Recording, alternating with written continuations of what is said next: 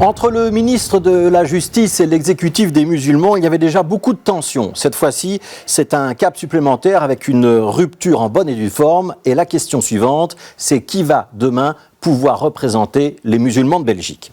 Ce matin, à la radio flamande, Vincent Van Quickenborne a donc annoncé qu'il lançait une procédure de retrait de reconnaissance contre l'exécutif des musulmans. En clair, il ne reconnaît plus la légitimité de cet organe pourtant officiel. L'exécutif ne peut plus être un partenaire de discussion, a dit le ministre. L'organisation n'est pas représentative. Elle est gérée par une vieille génération qui a perdu tout contact avec les jeunes. C'est néfaste pour l'islam moderne. Et Vincent Van Quickenborne de pointer notamment l'absence de femmes dans les organes de décision. À court terme, le déclenchement de cette procédure va surtout avoir pour effet de suspendre le versement des 600 000 € de subsides que recevait l'exécutif pour assurer son fonctionnement. C'est inacceptable, a réagi son président Mehmet Oussoun. Il n'appartient pas au ministre, mais à la communauté musulmane de juger son exécutif.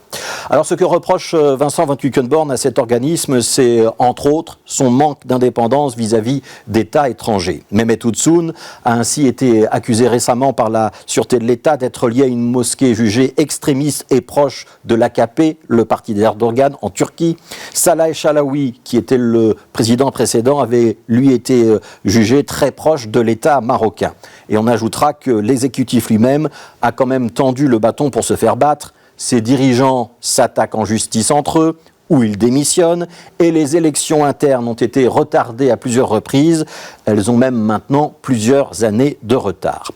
Il n'empêche, cette rupture ne doit pas, ne peut pas être le point final de l'histoire. À la différence d'autres cultes, il n'y a pas de clergé organisé dans l'islam, aucun évêque ou cardinal qui pourrait faire autorité.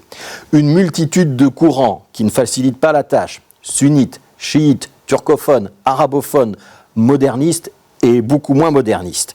Vincent Van Quickenborne ne doit toutefois pas oublier que l'islam, c'est aujourd'hui en Belgique la deuxième religion du pays. Entre 5 et 7% de la population, ce qui ferait en gros 600 à 700 000 fidèles, très présents dans des grandes villes comme Bruxelles. Se dire qu'on peut rompre le lien avec cette communauté, ou pire, peut-être, lui envoyer le message qu'elle ne serait globalement pas digne de confiance, ce n'est sûrement pas une bonne idée. Alors on peut peut-être exécuter l'exécutif, mais on ne peut sûrement pas faire abstraction de tous ceux qu'il est censé représenter.